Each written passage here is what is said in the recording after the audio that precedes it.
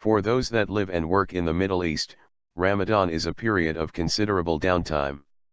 In many countries, special laws require the working day is reduced to accommodate those fasting.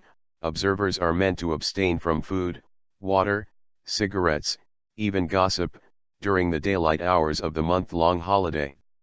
As a result, TV consumption goes up, and with it, TV advertising budgets.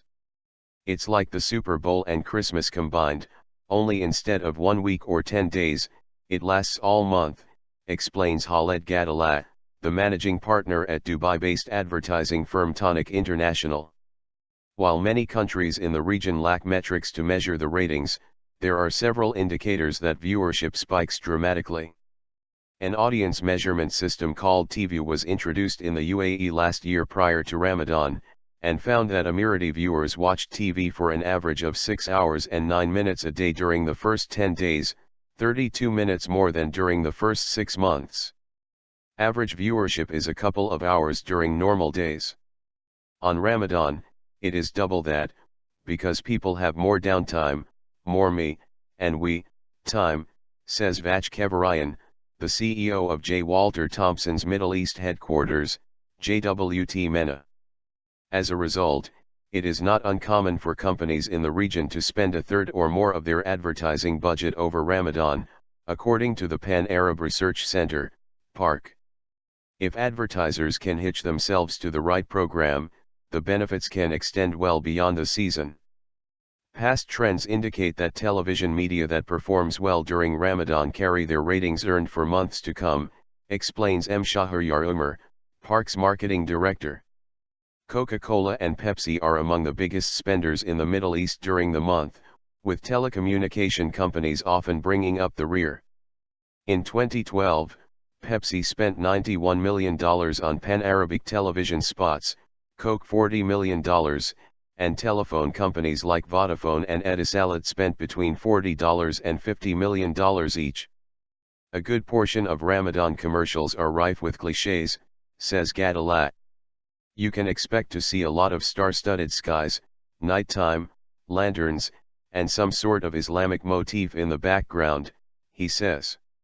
Traditionally, he adds, breaking the mold can prove challenging. What stops a lot of agencies from pushing the envelope is this fear of offending people with a new idea. In 2006, Gadallah decided to try something different with Nando's, an international fast food chain that wanted to gain more traction with Arab youth. They decided to take a humorous approach to the ritual of fasting, and depicted a man hovering over a Nando's drumstick, waiting anxiously for the sun to set before taking his first bite. The beauty of it was that we showed Muslims have a good sense of humor and enjoy having a good laugh. We didn't rely on a local idea that only people from the region would understand, he explains. Though it's been several years since the Nando's ad first launched, it remains the most viewed ad during the Ramadan season, thanks to its internet presence. The PR Nando's gained from the ad was great. It was not geographically limited to the Middle East, but went across the globe. It is not uncommon for an exceptional ad to take on a cult status during this time of year. JWT MENA accomplished a similar feat last year with a series of commercials for Vodafone Egypt featuring the country's most famous soap actors. Despite the advert's kitsch value, Kevarayan notes that the themes, which revolve around values and the spirit of giving, rarely change. The idea is always caring and sharing.